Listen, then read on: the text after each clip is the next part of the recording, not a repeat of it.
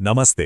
कभी सोचा है कि दीवारों के पीछे वो कौन सा छिपा हुआ नेटवर्क है जो हमारे घरों को पावर देता है? आज हम इसी को समझने वाले हैं। एक बहुत ही सिंपल से घर के नक्शे को गाइड बनाकर हम बिजली के पूरे सफर को स्टेप बाय स्टेप देखेंगे। तो चलिए शुरू करते हैं। तो ये रहा हमारा शुरुआती पॉइंट, एक बिल्कुल बेसिक सा घर का नक्शा। इसमें क्या है, 3 कमरे हैं, एक कॉरिडोर है और एक वॉशरूम। बस अगले कुछ मिनटों के लिए यही नक्शा हमारा गाइड बनने वाला है। इससे आप देखेंगे बिजली का फ्लो समझना कितना आसान हो जाएगा। तो आज का हमारा सफर 5 हिस्सों में बटा है। सबसे पहले घर का ब्लूप्रिंट समझेंगे, फिर देखेंगे कि बिजली घर में घुसती कहाँ से है। इसके बाद ये हर कमरे तक कैसे पहुंचती है, ये जानेंगे। फिर पावर कट के लिए जो हमारा बैकअप प्लान होता है, यानी इन्वर्टर, उसको समझेंगे और आखिर में इस पूरे इलेक्ट्रिकल फ्लो को एक साथ जोड़कर देखेंगे। तो चलिए पहले हिस्से से शुरू करते हैं, घर का आराखड़ा। मतलब पहले अपने मैप को तो समझ लें। यहां हम देखेंगे कि हमारे इस मॉडल घर के हर कोने में बिजली के कौन-कौन से पॉइंट्स दिए गए हैं। अच्छा, तो इस नक्शे में हर कमरे का सेटअप बड़ा स्टैंडर्ड सा है। देखिए, एक पंखा है, 2 लाइट पॉइंट्स हैं और इन सबको चलाने के लिए एक स्विच बोर्ड। मतलब सीधा सा है, हर कमरे का अपना अलग कंट्रोल सिस्टम है। इससे चीजें कितनी आसान हो जाती हैं, है ना? ठीक है, अब आते हैं घर के मेन गेट पर, मतलब बिजली के एंट्री पॉइंट पर। यहाँ 2 बहुत ही ज़रूरी चीज़ें हैं जो पूरे घर की बिजली को ना सिर्फ कंट्रोल करती हैं बल्कि सेफ भी रखती हैं। तो जो पावर बाहर से बिजली कंपनी से आती है, उसका सबसे पहला स्टॉप होता है एनर्जी मीटर। ये वही डिवाइस है जो हिसाब रखता है कि घर में कितनी बिजली खर्च हुई। और हाँ, हमारा बिल भी तो इसी के आधार पर आता है। ये देखिए इस डायग्राम में एनर्जी मीटर ठीक यहाँ पर लगा है। बाहर से जो भी पावर आ रही है सबसे पहले यहीं पहुंचती है। कह सकते हैं कि ये घर के इलेक्ट्रिकल सिस्टम का मेन गेटवे है। अब मीटर के बाद आता है एक और बहुत जरूरी हिस्सा, एमसीबी बोर्ड। इसका पूरा नाम है मिनिएचर सर्किट ब्रेकर। असल में ये हमारे घर का सेफ्टी गार्ड है। जैसे ही कोई ओवरलोड या शॉर्ट सर्किट होता है ना, ये फौरन बिजली कट कर देता है। इससे हमारे सारे अप्लायंसेस और घर की वायरिंग सब सेफ रहते हैं। तो यहाँ बिल्कुल साफ दिख रहा है कि मीटर से पावर निकलकर सीधे एमसीबी डिस्ट्रीब्यूशन बोर्ड में जा रही है। हम इसे घर का इलेक्ट्रिकल कमांड सेंटर भी कह सकते हैं। क्यों? क्योंकि यहीं से तय होता है कि कौन सी लाइन में किस कमरे में बिजली जाएगी, वो भी पूरी सेफ्टी के साथ।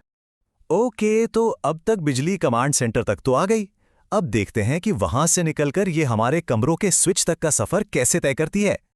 अब यहाँ एक मजेदार बात है, हर कमरे का पंखा, लाइट्स, सॉकेट, इन सब की वायरिंग सीधे मेन डिस्ट्रीब्यूशन बोर्ड से आती है। ऐसा नहीं कि एक कमरे से दूसरे कमरे में लूप किया हो। और इस सेंट्रलाइज्ड वायरिंग का फायदा ये है कि घर के हर हिस्से को कंट्रोल करना और सेफ रखना बहुत आसान हो जाता है। ये डायग्राम देखिए, इसमें कितना बढ़िया दिखाया गया है। एमसीबी बोर्ड से अलग अलग सर्किट निकल रहे हैं और सीधे हर कमरे के स्विच बोर्ड तक जा रहे हैं। इन्हीं तारों की वजह से हम अपने लाइट और पंखे चला पाते हैं। और याद रखिए, हर कमरे का अपना अलग सर्किट होता है। सेफ्टी के लिए ये बहुत जरूरी है। अच्छा, सब कुछ ठीक चल रहा है, लेकिन अगर मेन पावर ही चली जाए तो तब क्या होता है? यहीं पर एंट्री होती है हमारे बैकअप प्लान की।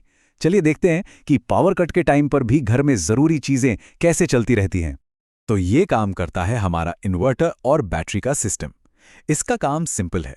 जब लाइट होती है तो ये बैटरी में बिजली को स्टोर करता जाता है और जैसे ही लाइट जाती है, ये उसी स्टोर्ड एनर्जी को वापस निकालकर घर में इस्तेमाल के लायक पावर में बदल देता है, बिल्कुल एक सेफ्टी नेट की तरह।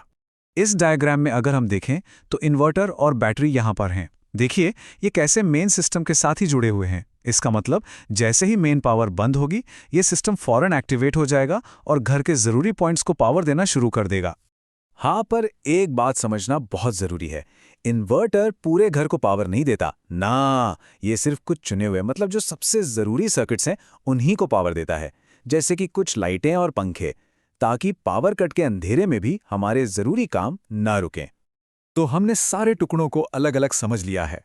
अब चलिए इन सबको एक साथ जोड़कर देखते हैं और बिजली के इस पूरे सफर को शुरू से आखिर तक एक बार फिर से रिवाइंड करते हैं। तो पूरा सफर 4 सिंपल स्टेप्स में है। स्टेप 1, पावर एनर्जी मीटर से घर में एंटर करती है। स्टेप 2, वो सेफ्टी और डिस्ट्रीब्यूशन के लिए एमसीबी बोर्ड तक जाती है। स्टेप 3, बोर्ड से पावर हर कमरे के अलग अलग सर्किट में बंट जाती है। और स्टेप 4, अगर पावर कट हो जाए तो इन्वर्टर जरूरी पॉइंट्स को बैकअप देता है। बस इतना ही है। तो चलिए इस पूरे डायग्राम पर एक आखिरी नजर डालते हैं। बाहर की मोटी केबल से लेकर घर के अंदर जलने वाले एक छोटे से बल्ब तक, ये सारे हिस्से, ये सारे कंपोनेंट्स एक दूसरे से जुड़कर एक पूरा सिस्टम बनाते हैं।